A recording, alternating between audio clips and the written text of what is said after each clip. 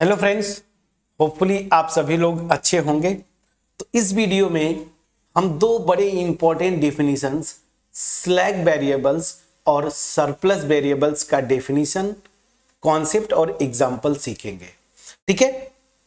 सो देखिए, जितने भी आगे के मेथड्स हैं, मतलब सॉल्यूशन के जो मेथड है एलपीपी का, सिंप्लेक्स मेथड ले लीजिए, begin method, two phase method, dual simplex, सब में क्या करना होता है कि जो कॉन्स्ट्रेंट्स होते हैं ना, अक्सर हमने देखा या तो वो लेस देन और इक्वल टू टाइप के या ग्रेटर देन और इक्वल टू टाइप के थे।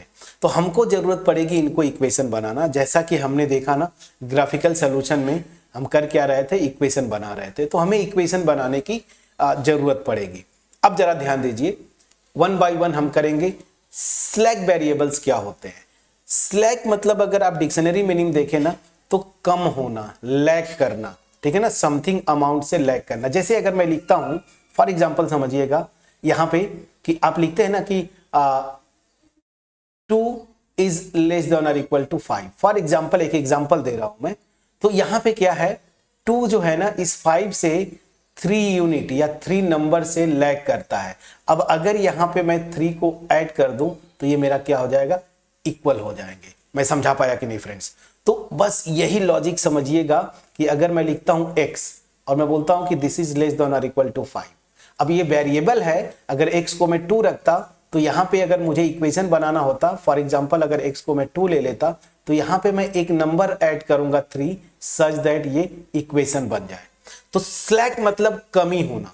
कमी मतलब लेफ्ट हैंड साइड वाला जो पोर्शन होगा ना वो कम होगा राइट हैंड साइड वाले के साथ। तो यहां पे करेंगे क्या, एक नंबर ऐड करेंगे सच दैट ये इक्वेशन में बदल जाए। बस यही कॉन्सेप्ट है यहां पे, ठीक है ना, यहां पे कॉन्सेप्ट यही है। अब चूंकि वेरिएबल्स होते हैं ना, अब ये x वेरिएबल है तो यहां पे कोई वेरिएबल ऐड करूं सच दैट ये इक्वेशन बन जाए। बस ये कॉन्सेप्ट लेके चलिएगा, पूरा आपको कहीं से कोई दिक्कत नहीं होगा। तो स्लैक वेरिएबल का पूरा कॉन्सेप्ट समझ में आ गया होगा एग्जांपल के थ्रू। अब जनरलाइज या जनरल फॉर्म में कैसे लिखते हैं वो मैंने यहां पे लिखा हुआ है डेफिनेशन, इसको जरा देख लीजिए। तो ये क्या बोल रहा है, बस याद रखिए स्लैक मतलब लैग करना या कम होना। तो ऐड करेंगे लेफ्ट हैंड साइड में तो वो क्या बन जाएगा, इक्वेशन बन जाएगा। सेम चीज देखिए यहां पे लिखा हुआ है मैंने, let the constant of a general linear programming problem, देखिए शॉर्ट में अब मैं लिख रहा हूं GLPP, बी दिस। अब यहां पे ये बोलने का मतलब क्या, ये एक लाइन में लिखा है। देखिए i इक्वल टू 1 रखेंगे तो यहां पे क्या हो जाएगा, i इक्वल टू 1 रखेंगे तो i फिक्स है 1, j को वैरी कर रहे 1 से n तक, तो a11 x1 plus a12 x2 और इस तरह से a1n xn this is equal to b1। ये मेरा पहला लेस देन और इक्वल टू, ये पहला कांस्टेंट आया। 2 रखेंगे तो क्या हो जाएगा, a21 x1 plus a22 x2 plus इस तरह से a2n xn लेस देन और equal to b2 dot dot dot. तो ये देखिए, ये जब n इक्वल टू 1 से m रखेंगे तो यही आएगा कांस्टेंट जो मैंने आपको जनरल एलपीपी में बताया था। देखिए ये आएंगे, इसी को बोला कि m कांस्टेंट्स है तो उसको सिंगल लाइन में लिख दिया, बट एक्चुअली यही प्रॉब्लम है। अब यहां पे ध्यान दीजिए, हर एक कांस्टेंट पे फोकस करें, लेस देन और इक्वल टू है। अभी जो मैंने कॉन्सेप्ट बताया स्लैक मतलब कम होना, तो यहां पे एक वेरिएबल में एक नंबर, ऐसे समझिए नंबर ऐड कर दूं सच दैट ये इक्वेशन बन जाए। सेम हर एक कांस्टेंट्स में यहां पे जो वेरिएबल ऐड करूंगा उसको मैं नाम देता हूं S1। आप कुछ बुक्स में स्मॉल s1 लिखते हैं, कुछ में कैपिटल लिखते हैं। तो कैपिटल S1 मान लीजिए प्लस कैपिटल S2, सेकेंड में S2 और इस तरह से डॉट डॉट mth में जो mth कांस्टेंट है इसमें SM। तो ये जो m वेरिएबल्स में ऐड कर रहा हूं लेफ्ट हैंड साइड में सो दैट ये इक्वेशन बन जा रहा है ना, उसी को हम क्या बोलते हैं, ऐसे वेरिएबल्स को स्लैक वेरिएबल्स। तो स्लैक वेरिएबल कहां पे यूज होंगे, ऐसे कांस्टेंट जो कि लेस देन और इक्वल टू टाइप होंगे, लेफ्ट हैंड साइड में ऐड कर देंगे तो वो इक्वेशन बन जाएगा। बस यही कॉन्सेप्ट होगा, देखिए यहां पे लिखा हुआ है। सो दिस, अब यहां पे ध्यान दीजिएगा, this then the non negative variables, ये चीज याद रखिएगा, ये वेरिएबल्स होते हैं नॉन निगेटिव होते हैं। तो नॉन निगेटिव वेरिएबल मैंने स्मॉल si लिखा है, ठीक है ना, आप कैपिटल SI भी कर सकते हैं, उसमें आपको घबराना नहीं है, बस नोटेशन है। तो स्मॉल si या कैपिटल SI ठीक है ना, मैं कैपिटल ही लिख देता हूं, आदत है तो चलिए मैं कैपिटल ही लिख दिया। सो कैपिटल SI, ठीक है ना, विच सेटिस्फाई। अब करेंगे क्या कि इस हर एक कांस्टेंट में इस कैपिटल SI को ऐड कर देंगे ना, तो ये इक्वेशन बन जाएगा। देखिए यही तो मैं बोल रहा था।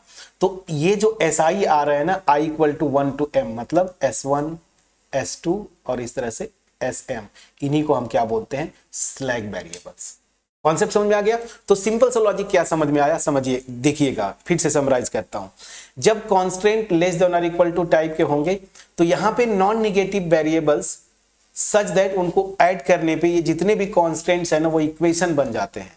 तो ऐसे वेरिएबल, नॉन निगेटिव वेरिएबल्स को हम क्या बोलते हैं, स्लैग वेरिएबल। ये चीज याद कर लीजिएगा, क्या बोलते हैं, स्लैग वेरिएबल्स। ठीक है, क्लियरली समझ में आ गया होगा। अब मैं एक एग्जांपल लेके एक्सप्लेन करूं तो चीजें थोड़ी सा और आसानी से समझ में आएंगी। फॉर एग्जांपल मान लीजिए जो एग्जांपल्स हमने किए हैं ना उसी पे मैं आता हूं।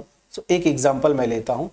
मान लीजिए मेरा ऑब्जेक्टिव फंक्शन मतलब LPP जो है मैं 2 वेरिएबल्स में लूंगा। Max z equal to for example 2x1 plus 3x2 subject to the constants क्या है, मान लीजिए x1 minus 5x2 this is less than और इक्वल टू 6।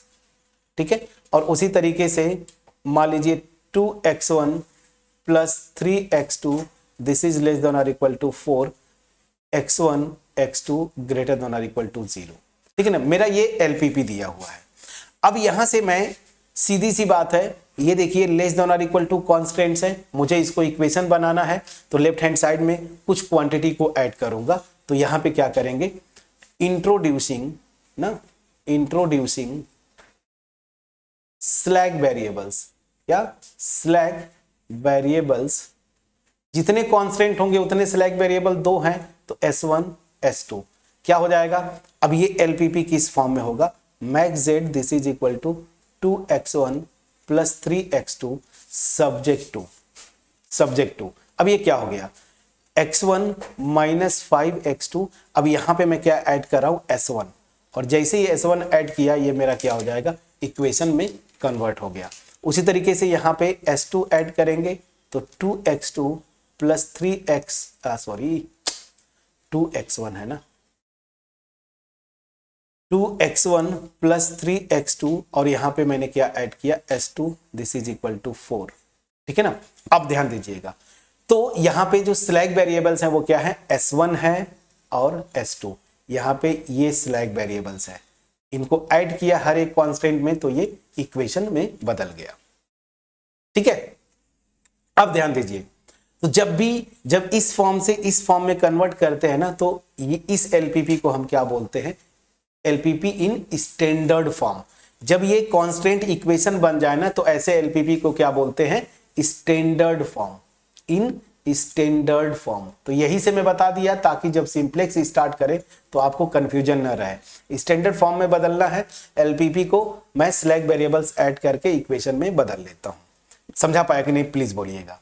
अब देखिए जब यहां पे x1 x2, अब ये नए 2 वेरिएबल्स आ गए तो यहां पे भी आप लिखेंगे S1 S2, और S1 S2 क्या था, by definition slack variables non negative होते हैं, मतलब this S1 S2 will also be greater than और इक्वल टू 0।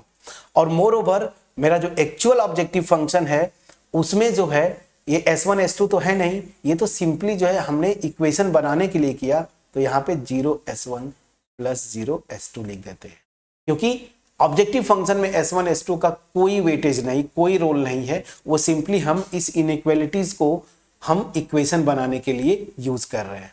तो देखिए स्लैग वेरिएबल का कॉन्सेप्ट अब समझ में आ गया होगा। S1 S2 स्लैग वेरिएबल से ऐड किया सच दैट सारे के सारे कांस्टेंट जो है इक्वेशन में बदल जाते हैं।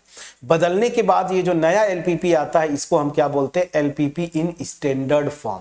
और ये प्रॉपर तरीका है स्टैंडर्ड फॉर्म में LPP को लिखने का। हालांकि मैं यही बता दिया, आगे मैं डिफाइन भी करूंगा।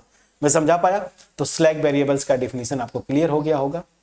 अब चलिए नेक्स्ट जो है सरप्लस वेरिएबल्स। सरप्लस का डिक्शनरी मीनिंग क्या होता है ना, एक्स्ट्रा होना, ना एक्स्ट्रा हो जाना, अधिक हो जाना। तो जैसे मैं बोलूं यहां पे 5 और इधर मैं लिख दिया 2, तो मैं बोलता हूं ना ये ग्रेटर है, इक्वल भी लिख सकते कोई बात नहीं, इनफैक्ट ये ग्रेटर है, मैं समझाने के लिए बोल रहा हूं। तो मैं क्या करूंगा, लेफ्ट हैंड साइड बड़ा है तो यहां से मैं क्या करूंगा 3 को सब्ट्रैक्ट करूंगा सो दैट ये इक्वेशन बन जाए। तो सरप्लस मतलब अधिक, और सरप्लस वेरिएबल्स कब यूज होंगे, जब इनइक्वलिटी ग्रेटर देन और इक्वल टू टाइप हो, ठीक है ना।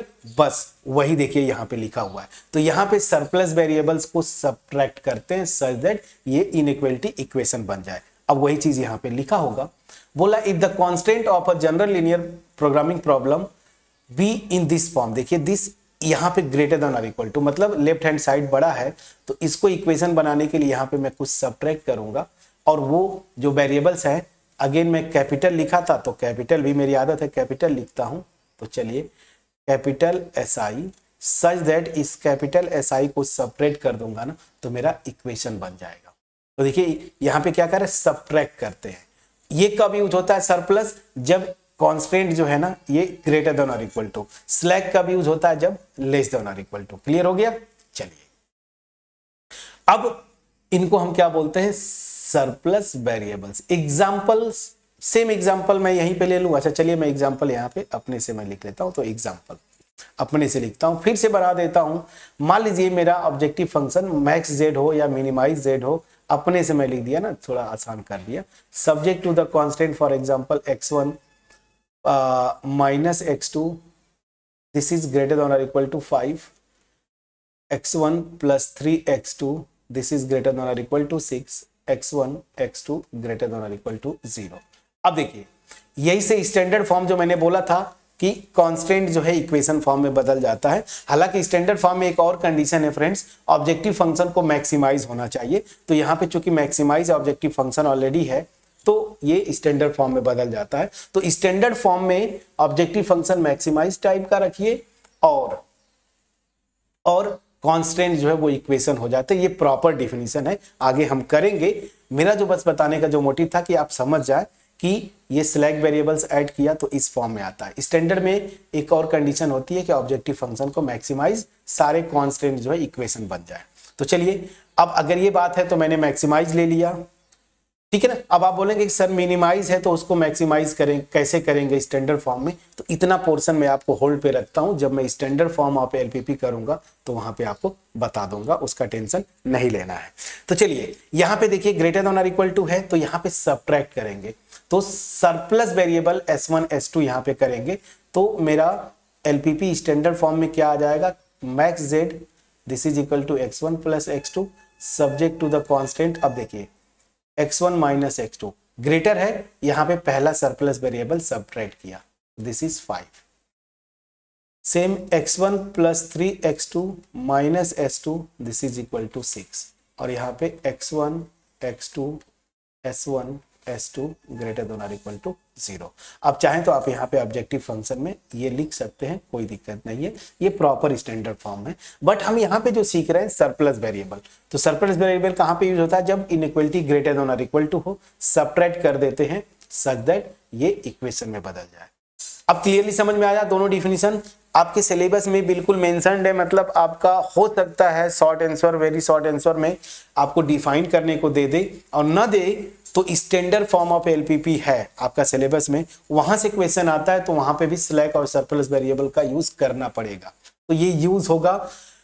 मेरा जो एफर्ट था आपको क्रिस्टल क्लियर वे में स्लैग वेरिएबल्स और सरप्लस वेरिएबल्स का कॉन्सेप्ट बताना विद एग्जांपल। होपफुली मैंने आपको ये मैं बता पाया होगा, मेरा एफर्ट आपके पास पहुंच पाया है। वीडियो को लाइक करिएगा, फ्रेंड्स के साथ जरूर शेयर करिएगा, चैनल पे अगर नए होंगे सब्सक्राइब करिएगा।